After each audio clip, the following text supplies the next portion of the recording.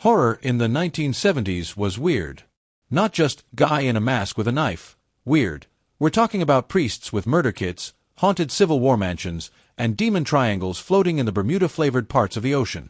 This decade of cinematic paranoia produced some of the most offbeat, brain-warping terror you've never heard of. And that's where we come in, to guide you through 5 criminally forgotten horror gems that deserve a resurrection. So go ahead, exhume that like button, whisper something unsettling in the comments, and summon the ancient spirit of subscribing. And trust us, you're not gonna guess what's floating in the last entry on this list.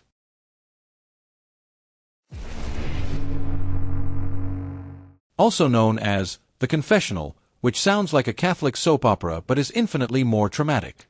Directed by Pete Walker, House of Mortal Sin starts off with a young woman visiting a priest to confess a mild indiscretion, and ends with that priest blackmailing her, stalking her, and eventually full-on murdering people with holy tools.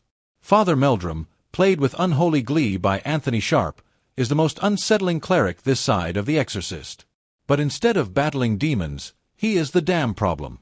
The evil priest is terrifying precisely because he believes he's doing God's work. He records confessions like a sadistic radio host, lurks in the shadows like an Anglican Nosferatu, and wields moral superiority like a scalpel. The film's low budget makes it feel grimy, like you need to take a shower after watching it, preferably not in a rectory.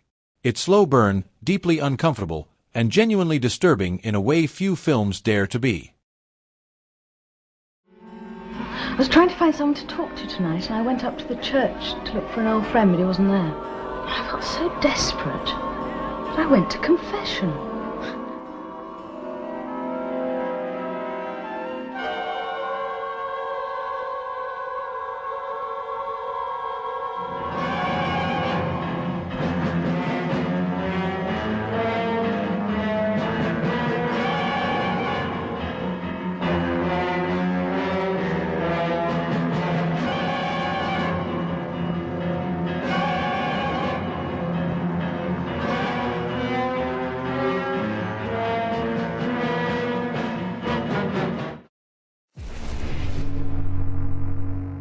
Alternate title, The Chosen, because apparently horror movies in the 70s were legally required to have at least 2 names. Don't be fooled by the bland title or the fact that Kirk Douglas is running around in a business suit. Holocaust 2000 is a full-throttle, apocalyptic nightmare disguised as a political thriller. Think The Omen meets Aaron Brockovich, but with way more nuclear terror and way fewer legal disclaimers. Douglas plays a globe-trotting energy tycoon who thinks he's building a revolutionary power plant in the Middle East, until people start dying in ways that scream Book of Revelation fan fiction. And, of course, his son might be the literal Antichrist because why not? Suddenly, corporate boardrooms feel a lot more like hellfire waiting rooms. With its eerie biblical allusions, gnarly 1970s death scenes, and a climax that asks, what if the end times were brought to you by big energy? This film hits that sweet spot between chilling prophecy and Cold War paranoia.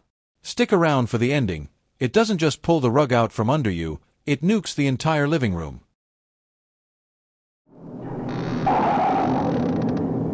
The door to the kingdom of hell has been opened. The Chosen is coming. Stop before it's too late! We must solve the energy crisis. And we will solve it by building this thermonuclear plant here in this area over which we're flying now. Hello! The Chosen will rise from our most horrifying dreams. The Chosen cannot be stopped. Prayer will not help, for the Chosen is coming to destroy the earth. Father! The Chosen will come among us. The world will lose its mind. From your seed comes evil. Nothing is safe. Nothing is sure. Is she the Chosen? Is he? Is it the madman? The mother? The son? The baby? The friend? Or is it him?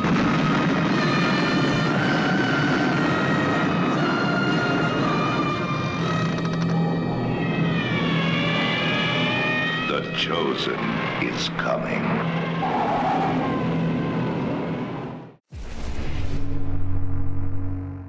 It's not a metaphor. There is literally a woman screaming from under the ground. This made-for-TV movie stars Olivia de Havilland, yes, the regal star of Gone with the Wind, now older, wiser, and frantically digging up her backyard because she hears muffled cries coming from beneath it, while everyone thinks she's losing her marbles. Classic 70s gaslighting, but with an actual buried-alive woman as the plot device. Based on a short story by Ray Bradbury, the screaming woman doesn't rely on gore or gimmicks, just the increasingly desperate performance of de Havilland and a claustrophobic soundscape that makes dirt feel like a living organism. The idea that someone could be entombed beneath your lawn, and no one believes you, is a nightmare that ages very well. Bonus, the score sounds like a haunted xylophone being played in a morgue. Where'd you come from? What is it? What? Oh my God!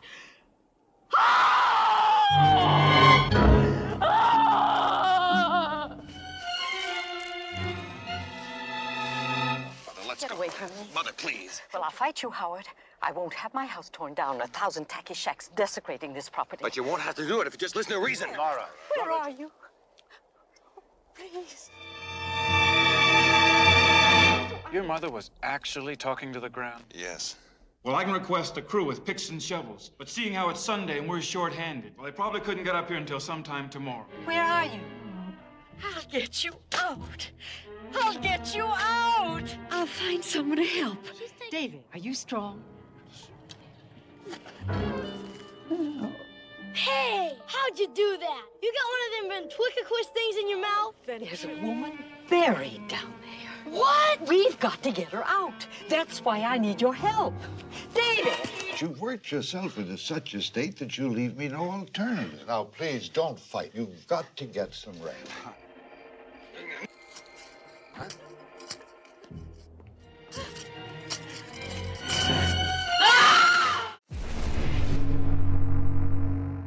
If Satan ever hosted a piano recital, this would be the opening act.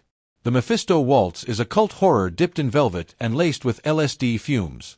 Alan Alda, yes, Hawkeye from MASH, but here he's brooding and turtlenecked, plays a struggling pianist who meets a mysterious maestro with serious Anton Lavey energy. Said maestro just happens to be dabbling in soul-swapping Satanism, and guess what? He's got retirement plans. Cue one very cursed handshake and a new body for Beelzebub to play with. Jacqueline Bisset smolders as the increasingly unhinged wife, spiraling into a cocktail of paranoia, ritual candles, and spectral dog attacks. There's blood, Bach, and a masquerade scene that looks like Eyes Wide Shut had a fever dream. It's weird. It's witchy. And it's got an ending that whispers, what if Rosemary's Baby wanted revenge, and also played classical piano? Sleek, sinister, and stylish in that way only early 70s horror can be, the Mephisto Waltz is a satanic psychodrama that deserves way more cult cred than it gets. When was the last time you were afraid? Really afraid? Who are these people of the occult?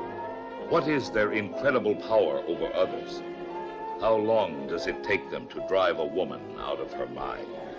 People who pray to the devil. Paula. Is it possible? He said he had to kill her. Some kind of bargain. Who? Duncan Eli. And now Duncan's dead.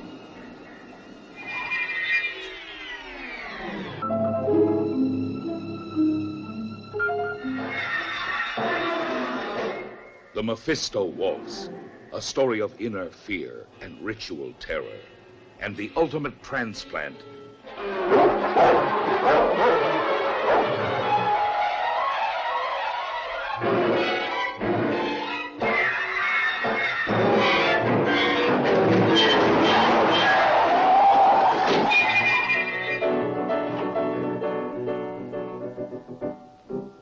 Mephisto Waltz. The devil dancing was his paramours. People who pray to the devil. Is it possible? It is possible.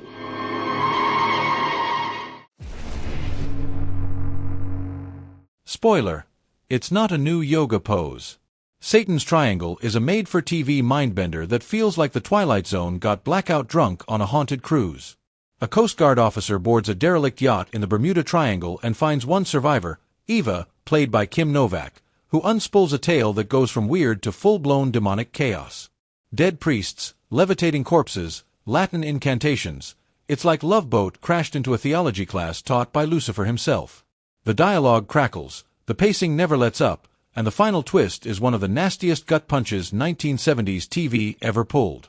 It aired once, traumatized a generation, then vanished. No home release, no reruns. He tried to get out, but was continually thrown back. Fearing for his life, he tried to climb his way out. The storm had jammed the door. That's when you heard him screaming for help.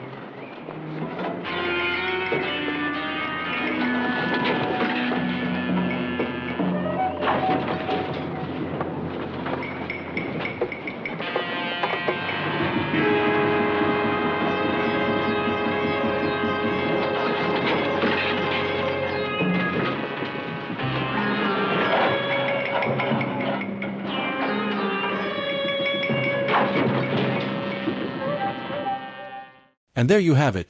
5 underappreciated relics of 70s horror that still have the power to make your blood run cold.